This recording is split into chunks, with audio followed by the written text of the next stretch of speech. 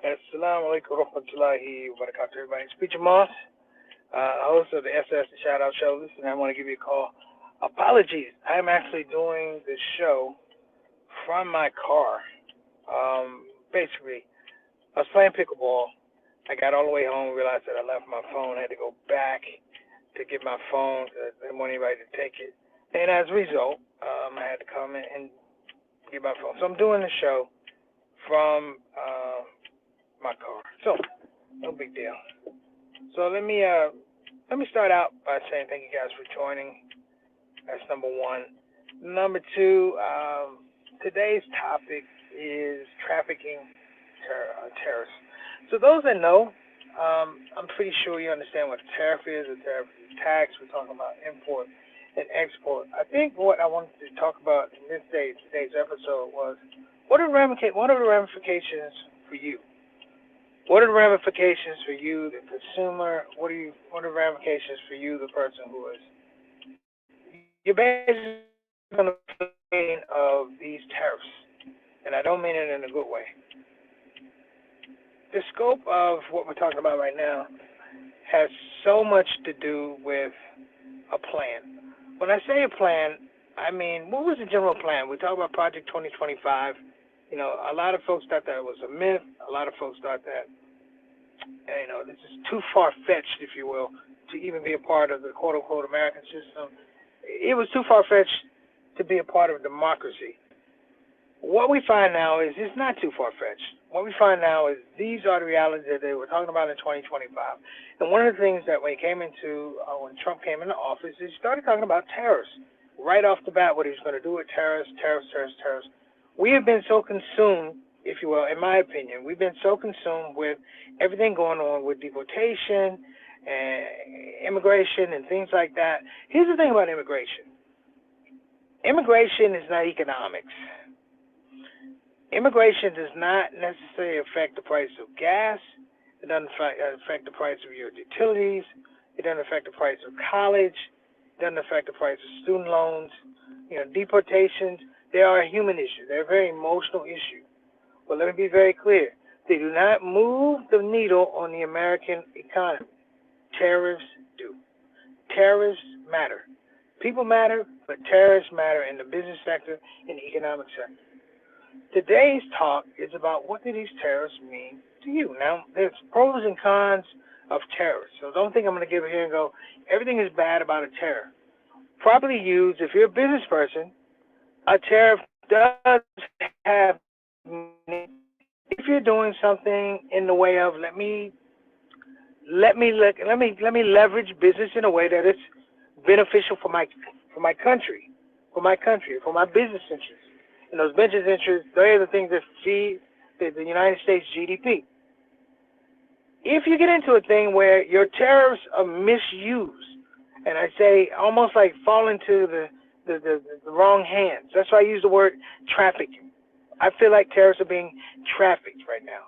It is, and hijacking is a kidnapping of the American GDP for whatever reason. There's a saying that says there are thieves in the temple. 100% there are thieves in the temple, and they are affecting foreign policy, and they are affecting how people eat. They're affecting how people are able to buy products. They're affecting the cost of the product. A 25% tariff means that a $500 phone may now cost $625. Now, people say it's a jump of $125. Everybody in America cannot afford a $125 jump. You know, the margins. Let's talk about the margins that people have for how they spend their money. Sometimes when you have a budget, there are people, you've heard this before, some people they can't survive a substantial car repair of $300 to $700. They don't have it in the bank. Listen, I've been there before. Way before Allah made me funny and I was struggling as a comic, I know what those margins is to have $250 in the bank as opposed to not have $250 in the bank. I know what that means. And a lot of you know what that means.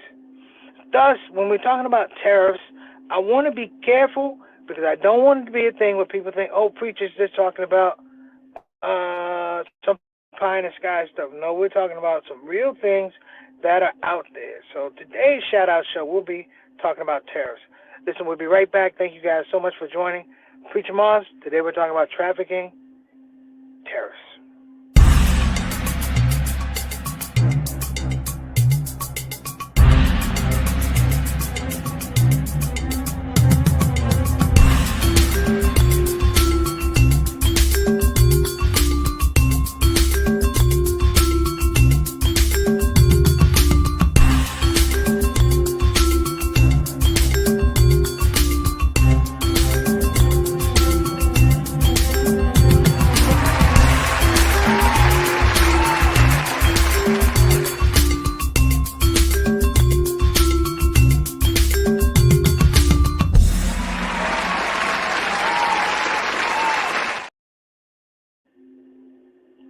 All right, we're back. So, listen, I'm working on my cell phone right now. As I told you before, I left my cell phone at pickleball and I had to go back and get it. So I want to give a shout out to Sister Satana. She is on the case. Sister Satana, thanks so much. Good to see you back on the stream. I also want to give a shout out to Sister Reed. Let's give a shout out to our shout out show family, if we will. All right, Sister Reed, thank you so much for joining us. Assalamu alaikum wa rahmatullahi wa barakatuh. Thank you so much for helping me out. Peace and blessings to you and your family. Next up, Brother Bilal Salahuddin and his queen, Sister Sonia Dalton Salahuddin. Welcome back to the show. Assalamu alaikum wa rahmatullahi wa barakatuh. And Eid Mubarak. Eid Mubarak to you too, Sister Satana. And next up, my main man, Altaf Rashid. Wa alaikum assalam wa rahmatullahi wa barakatuh. Eid Kareem to you, my dear brother. Checking in from Canada, Toronto, Canada. And guess what? Also, Shout Out Show has no tariffs. You can come to the Shout Out Show. There are no tariffs. There's no 25%. You've been a long-time member. We call him Mr. Straight Up, Straight Down. Our Canadian envoy to the show, always welcome. Next up, and my little brother JT. Wa alaikum assalam wa rahmatullahi wa barakatuh. Eid Mubarak. Everybody, I just want you to know, give some shout-outs to JT. JT's been doing Ramadan with me for, I want to say, the last 10 years, 15 years. Just a soldier. He does his fast, and JT, may Allah reward you for your devotion and just supporting your brother. I appreciate you. Peace and blessings to you and your family. Next up, we got Sister Satana. Wa alaikum assalam wa rahmatullahi wa barakatuh. Thank you so much, and welcome back to the show. We appreciate you. So, let's talk about this thing of tariffs. There's pros and cons to a tariff. One of them is consumer protectionism, meaning that you want to make sure that the goods that you're receiving match the goods that you're sending out, that there's a profit level or profit margin that is identical. You don't want to be in a negative situation where you're sending out product or taking in product and you're not getting reciprocity on the product that you're sending out. Basically, this, oh snap, sorry about that. Basically, this has evolved into a trade war, which is one of the cons of, raising tariffs. Let me tell you the good things about raising tariffs. It can be good for business, particularly when businesses are starting out. When you want to protect and develop young businesses, you use tariffs, and you use them against other businesses that are more established, because those businesses have more of an advantage than younger businesses. This would have been a great deal back in 2020, but you have to understand these tariffs, or the attempted tariffs, go back to 2016, 2018. This is nothing new. This is just a reiteration of it, and now it has more of a gravitas because, of course, the man in the White House thinks he has more control, and he has more people scared. He feels like he can be the bully with these tariffs. But there are good things about tariffs. Tariffs, in a short run, a lot of times are helpful in developing revenue for the government. And I'm going to take that too. I'm going to talk about that as well. It does have a good thing about trying to produce, if you will, revenue for the government. I'll tell you why that's a problem later. And one of the things is, it creates opportunities for importers and exporters.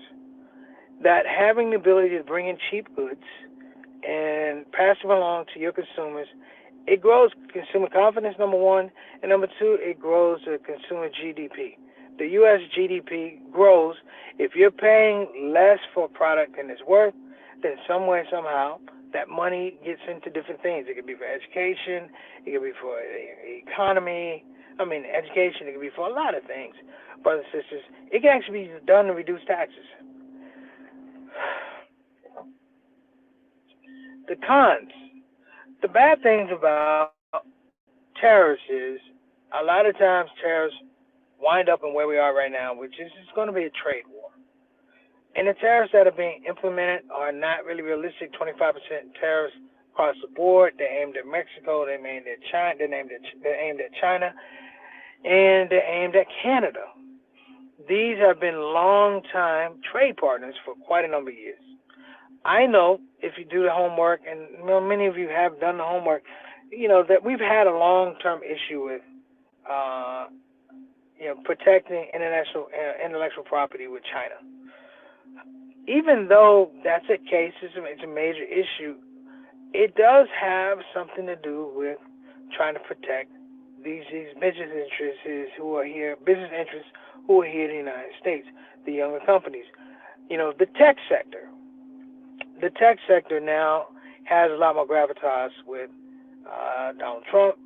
You saw the rise of cryptocurrency, how cryptocurrency, the Bitcoin, jumped off before Trump was in office, and after, before he was in office, when he got in office, the Bitcoin has jumped. The problem with Bitcoin is it or is it not a real economy? Can you take that money and put it in an economy? You have crypto billionaires, but is it real money? We're still dealing with a fiat currency, right? We had a gold standard, now we got a fiat currency. And let's keep it real. For a lot of years, the United States has just been printing money. We print money. When we get in trouble, we do two things. We either print money or we start a war. It's not a whole lot. There are other things we do, but either print money or we pick a fight with somebody. Somebody's getting bombed. That's the way it goes. Here's the problem with tariffs. Number one, they often lead to retaliatory tariffs. So if you're going to play the bully, you have to realize that people are not necessarily going to accept that you're a bully, particularly across the seas. These are trade wars. These are not actual wars. These are arguments that are being fought with goods, not services, but mostly goods, manufactured goods. These are the things that affect the inner workings, the primary inner workings of the U.S. economy, because if trade is not flowing, the cost of trade not flowing is passed on to the consumer. The consumer is you and I. The consumer is the people who don't make the laws. The problem with tariffs at this point in time, and it always happens, whether you're overseas in Canada, China, Mexico, or the United States, the cost of tariffs are always passed on to the consumer, to the people. Businesses do not stay in business absorbing losses. So this gives them a prima facie case to go on ahead and pass it on to the consumer. Well, two thoughts when I think about this. When we were in COVID, we got stimulus checks. And what happened with the stimulus checks is, for lack of a better word, we just kept printing money. We had money, it's paper money. Businesses had to stay in business, particularly small business had to stay in business because the other large business is government. What you're seeing now is it's not even a downsizing of the government. It's destruction of the government. We don't have real meaningful protocol and logic for getting rid of our scientists. They save our lives. Getting rid of the Department of Education. The Department of Education goes back so far, and there's a reason why you need a Department of Education. Because the Department of Education will delineate not diversity, but fairness. You see, the thing about education, knowledge is currency. Bad knowledge is small currency. Good knowledge is good currency. And they're all capitulated to by opportunity. Poor education gets you poor opportunities. Great education gets you great opportunities. That whole marketplace has been turned upside down now because we're talking about who supports Hamas, and it really has nothing to do with this. But I do bring it up because this is a distraction now.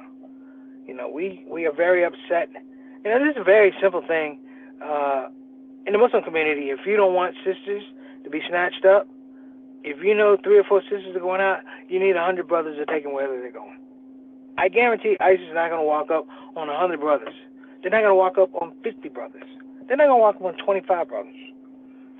And if they do, now you understand, what is the weight of this thing.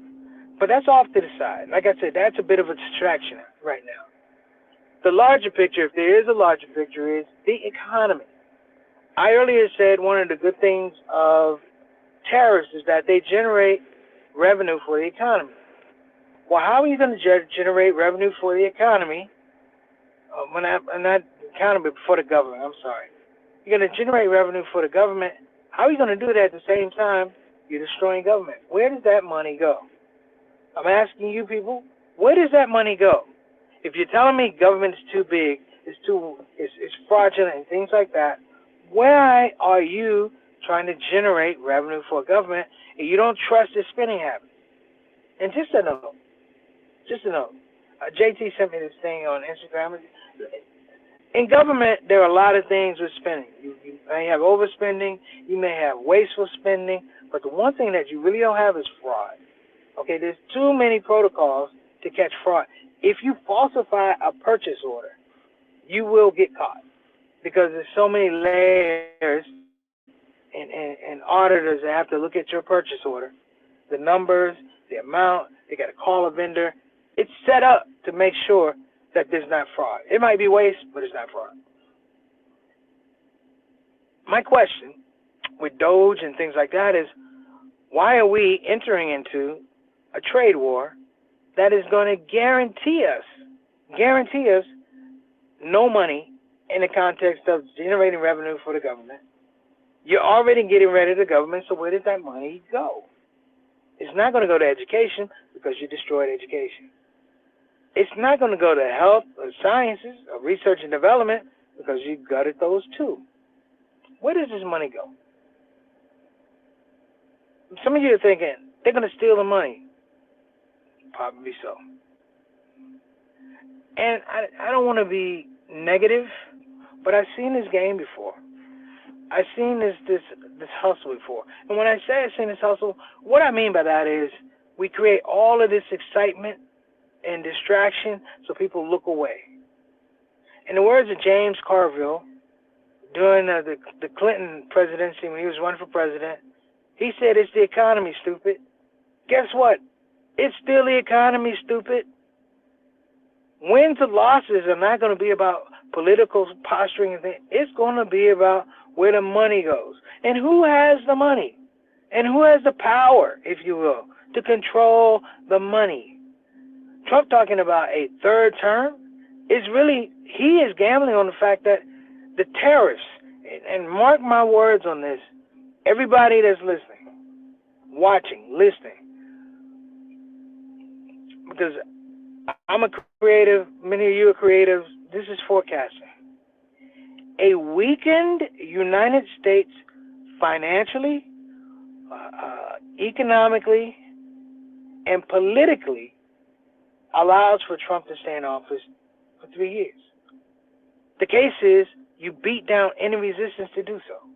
You beat down the resistance of the Democrats, because nobody likes the Democrats, and you even beat down the resistance of the Republicans and MAGA because they're scared. These tariffs are, in a way, a test. And what I am thinking is that the world will raise up and go, screw you, America. We don't want your products anyway. We don't want your cars. We don't want your TVs. We don't want your rice. We don't want your wheat. And they will bring America to a point where we have to come and deal. And I guarantee you that we're going to deal from a deficit. I'm not saying I want us to lose. I don't want us to lose. What I want is logic. What I want is a sense of rationale in any of these discussions that we're talking about. Taxes are real. Now here's the thing, and this is the con about taxes. This is the bad part about taxes. Taxes will crush those on the lower income spectrum. Taxes will crush them. And when I say those who are, I'm not saying poor either. I'm not saying middle income, because middle income is moving less. They're moving towards lower income. Lower income people will bear the brunt of it because they have the less margins to deal with. They have the least to lose. They have the least to give up. Their margins are extremely small. Tariffs. Imagine a 25% tax on eggs, tax on utilities, tax on bread, tax on gas. You see what I'm saying? So whatever savings they may have is now eaten up by these tariffs. And the fact of the matter is, in most cases, the people who put the tariffs out, they don't feel the pain. They don't feel the pain. Imagine getting to work hinges on you catching a bus in the morning at 6 in the morning. That bus is 6 in the morning. When it comes, you have to be there, or else you don't get to work on time. Okay, you've been catching that bus for how many years? You put it in your budget. That bus ride is going to cost you $1.50. Then you get a tax. Now that bus ride costs you $2.75. Well, people go, well, it's okay, but you need that money, $2.75, 5 days a week. 5 days a week, 20 days out of the month. You need it going to work. You need it coming back to work. Now you begin to see how tariffs affect those with low income. Because I'm barely making that $1.50. Now I got to come up with $2.50. And the cumulative effect of this financial algorithm is difficult, but it's hard to get out. People talk about how folks get into poverty. Let me tell you something. One of the most expensive things in America is being poor. So let me also explain to you one of the cons about tariffs that I think we should be really, really aware of. Aside from goods and services, what normally comes, as I just gave you this example about the bus, what comes next, brothers and sisters, is the fact that there's a loss of consumer confidence. Consumer confidence means that this is the confidence that you have that you can buy goods. There's a lot of definitions out. It's the confidence that means you can buy goods. Everybody's probably been through this when you were young or whatever, and you were spending money and you didn't know how to budget, and you would put you take your ATM card and you buy something, you sit back and you probably make the wall like, whew, because you're hoping it gets approved. You hoping that you're able to beat it to the bank. Whatever you're trying to buy, you're able to get there, buy it before the bank takes out something else, right? Consumer confidence is the confidence to be able to buy goods. Not just buy goods, but to repeat buy goods, okay? Think of the confidence of riding a bus. You know that bus is coming, you're going to pay $1.50. You lose confidence if you know that all of a sudden the round trip on the bus is no longer $1.50 each way, which is $3. It's now $2.50, so now it's $5.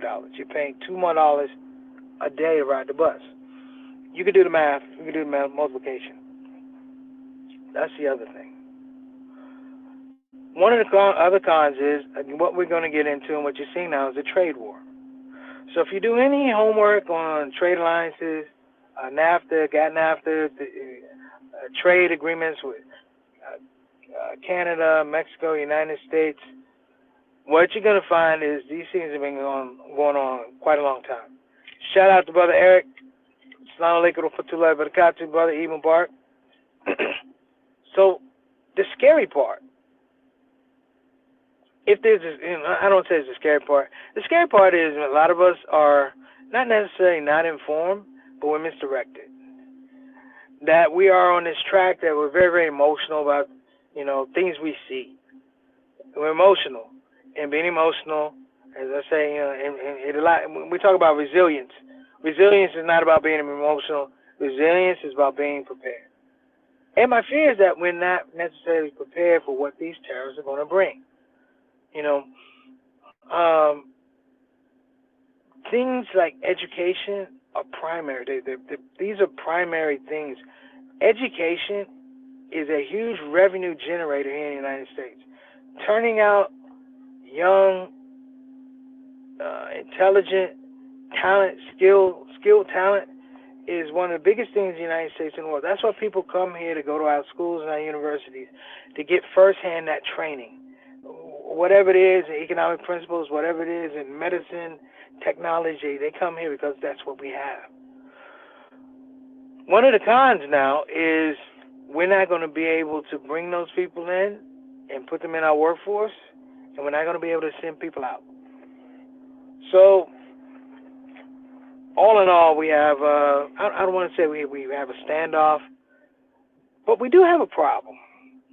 And let me speak to my black folks. Let me speak to my black folks. And black folks, when I'm finished, you can talk to the Latinos, you can talk to the Arabs, Pakistanis, Indians. Let me talk to y'all right up front.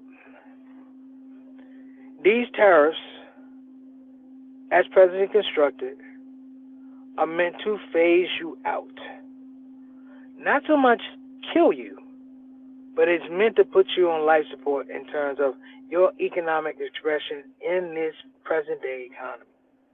It is meant, just like getting rid of DEI. DEI has nothing to do with black excellence. I told you that before. It is now set up to move you from black excellence to black emotionality. We are not asking the questions. We are not challenging. We are not protesting. In the words of Gil Scott-Heron, in his words, Winter in America, he said, nobody's fighting because no one knows what to say. Word. Well, I'm telling you now, next words out of your mouth, if we talk about George Floyd or Ahmaud Arbery, we need to talk about how it affects our bottom line economic expression and existence in the United States.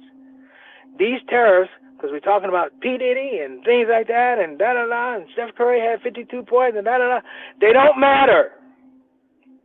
If you can't, forget about putting bread on the table, okay?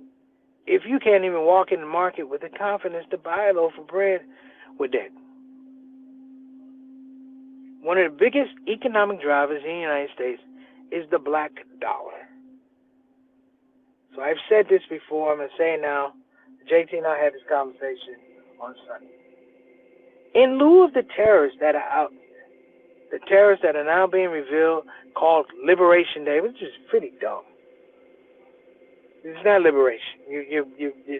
You're basically making sure people can't express themselves politically, emotionally, intellectually because they're worried about the price of eggs. The fact of the matter is, nobody's fighting because nobody knows what to say. I know what to say. What it is we have to, whatever dollars we have and we can scrape together, we have to develop our own economy and scale. Same thing Muslims, same thing with Latinos. If we're not going to do it together, do it separately. Because that's the only way. And I know it sounds like tribalism, and it probably is. But my point is, this is what you're left with. You don't have marketplace partners right now. And that's what tariffs are set up to do. We don't have marketplace partners right now. When we don't have marketplace partners, you hear what I'm saying? When you don't have marketplace partners, you don't have people that are in that space on your behalf. That's all I really want to say about tariffs. I'll give you the wrap, and then I'm going to be out of here. Satana, I'll call you when I get off the line. But let me give you this food for thought. Food for thought is, the scary part is these tariffs can be issued on executive order. Of all the executive orders, the ones that can hurt you, the ones that you can't stop. These executive orders, unless he repeals them, they could be there for the next 4 years. It could be the undoing of the American economic and democratic process. You know, you don't have to worry about resistance from government if you eliminate government. and the states have shown that they can't handle it. So I'm gonna get off of here. You guys have been amazing. Look up, please. Look up tariffs, trafficking tariffs. Look up tariffs. Read about tariffs. Understand that when you walk into a grocery store now, you need to have a different frame of mind and understand that your dollar is not just the dollar, the local dollar that goes in. Your dollar is part of a international, global process, and you need to see yourself as such. All right, I'm out of here, Preacher Moss. I will see you guys next week. Sorry I had to do it from the car, but hey, don't hate on me for being resourceful, right? Assalamu alaikum wa rahmatullahi wa barakatuh. Eid Mubarak, everybody. Talk to you soon.